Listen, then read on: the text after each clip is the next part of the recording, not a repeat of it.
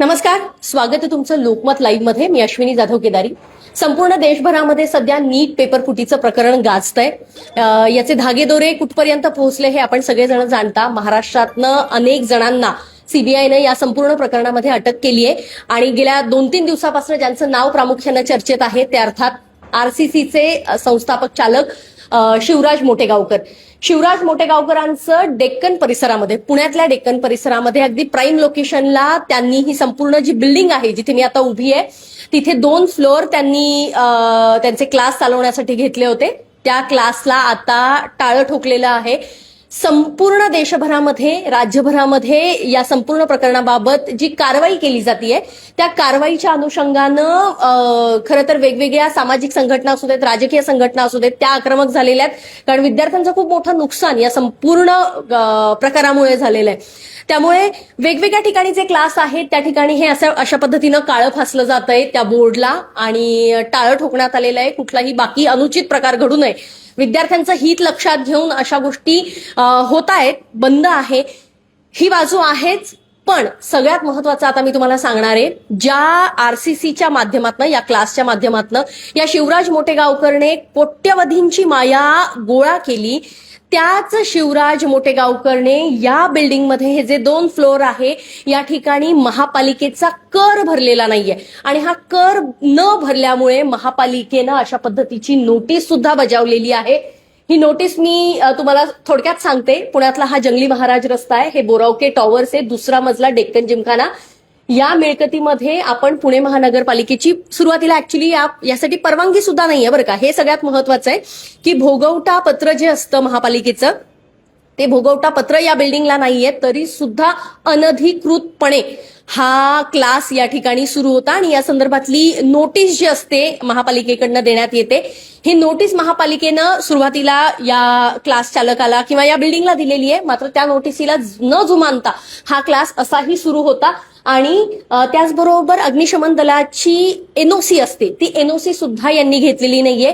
बघा, रोज हजारोंच्या संख्येनं या ठिकाणी हे विद्यार्थी या क्लाससाठी येतात, आपलं भविष्य उज्ज्वल करण्यासाठी येतात, पण त्या विद्यार्थ्यांच्या आयुष्याची, काय आरोग्याची कुठलीही काळजी या क्लास चालकांनी घेतलेली नव्हती. अशा पद्धतीचं कुठलंही एनओसी नसताना हा क्लास असाच, म्हणजे अनधिकृतपणे, बेकायदेशीरपणे हा सुरू होता. हे दाखवणारी ही खरं तर नोटीस आहे. आणि हे संपूर्ण प्रकरण यापूर्वीच मनसेनं खरं तर उकरून काढलं होतं की अशा पद्धतीची काही एनओसी वगैरे नाहीये, तरी सुद्धा महापालिकेनं यावर कुठलीही कारवाई केली नाही. खरं तर हे संपूर्ण प्रकरण किंवा ही बिल्डिंग, हा क्लास यापूर्वीच 1.5-2 महिन्याआधी हे सगळं उघडकीस येऊ शकत होतं, परंतु पुणे महानगरपालिकेने सुद्धा याकडे सर्रास दुर्लक्ष केलेलं आहे आणि त्यामुळेच मनसेनं हा आरोप केलेला आहे की याकडे महापालिकेच्या अधिकाऱ्यांचं सुद्धा काहीतरी हित, आर्थिक हित कदाचित असू शकतं आणि त्यामुळे त्यांच्यावर कारवाई झालेली नाही. हा मुद्दा क्रमांक 1. आता मुद्दा क्रमांक 2, या ठिकाणी मी तुम्हाला जे सांगितलंय की अशा पद्धतीची एनओसी नाहीये, बेकायदेशीरपणे चालू होता. हा एक पहिला मजला आहे. आता मी तुम्हाला थोडंसं वरती जाऊन 2रा मजला सुद्धा दाखवते. आता टाळं ठोकलेलं आहे, कुलूप लावलेलं आहे अर्थात, आणि विद्यार्थ्यांचे काही कटआउट्स वगैरे या ठिकाणी या मोटेगावकरने खूप ऍडव्हर्टाईज करण्यामध्ये मोटेगावकर इतका हुशार होता, त्याच्या इतका हुशार दुसरा कुणी नाही असं म्हटलं तरी ते चुकीचं ठरणार नाहीये. हा 2रा मजला आहे. पहिल्या मजल्यावरनं आता मी चालत आलेली आहे. हा 2रा मजला आहे. ह्या 2ऱ्या मजल्यावर सुद्धा तीच नोटीस आहे, टाळं ठोकलेलं आहे. डेक्कन भागातलं प्राईम लोकेशन असणारं हे ठिकाण आहे आणि या ठिकाणी या विद्यार्थ्यांचे अशा पद्धतीनं फ्लेक्स लावलेले आहे. खरं तर आपण विद्यार्थ्यांकडे नको जाऊयात, तेही विद्यार्थी अगदी अंधविश्वास त्यांच्या सरांवर होता. खरं तर काही पालक आणि विद्यार्थी सुद्धा यामध्ये दोषी आढळू शकतात आणि सीबीआय त्याच अनुषंगानं आता चौकशी करते. कारण जसा गुन्हा करणारा दोषी असतो, त्या गुन्ह्याच्या कटामध्ये सहभागी होणारे सुद्धा तितकेच दोषी असतात. त्यामुळे साहजिकच पालक आणि काही विद्यार्थी हे सुद्धा या संपूर्ण प्रकरणामध्ये दोषी आढळू शकतात, त्यांच्यावर सुद्धा कारवाई केली जाऊ शकते.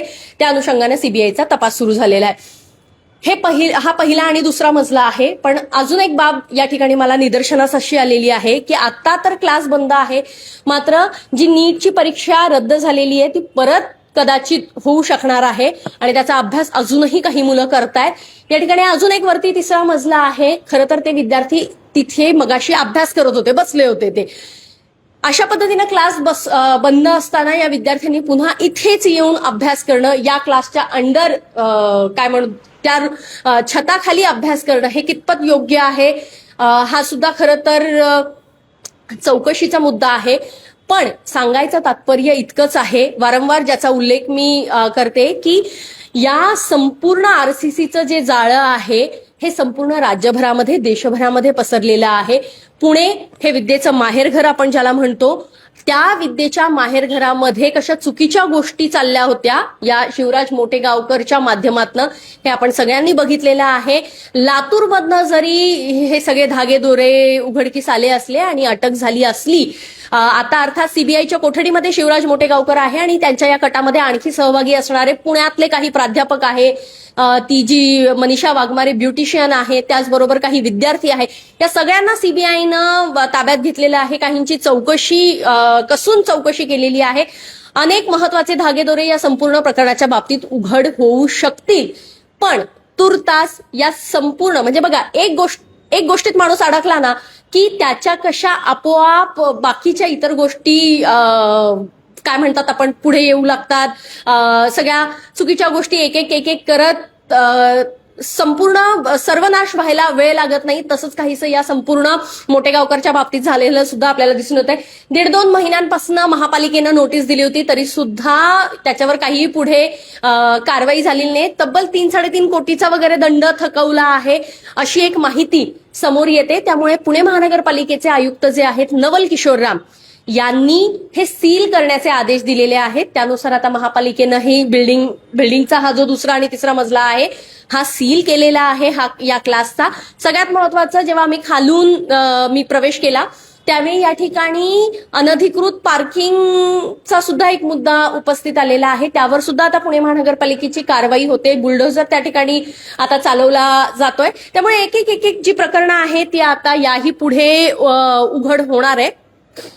तुर्तास इतकंच की 2 मजल्यांना कुलूप लावण्यात आलेलं आहे। त्यामुळे आता सगळ्यात महत्वाचं काय माहितीये, याच्यामध्ये ज्या विद्यार्थ्यांनी अगदी लाखो रुपयांची फी भरलेली आहे या क्लास चालकाकडे, त्या विद्यार्थ्यांचं काय? कारण हा आता अटकेत गेलेला आहे शिवराज मोठेगावकर, किंवा तो त्यातनं पुन्हा सही सलामत बाहेर येतो की आणखी त्याच्यावर काय कारवाई होते, हा सगळा कायदेशीर मुद्दा आहे। पण याच्यामध्ये सगळ्यात मोठं नुकसान जे होतंय ते अर्थात विद्यार्थ्यांचं होतंय। त्यामुळे या विद्यार्थ्यांचं शैक्षणिक, त्याचबरोबर त्यांच्या पालकांचं आर्थिक जे नुकसान झालंय ते नुकसान कोण भरून काढणार, हा मुद्दा खूप महत्वाचा या ठिकाणी उपस्थित झालेला आहे।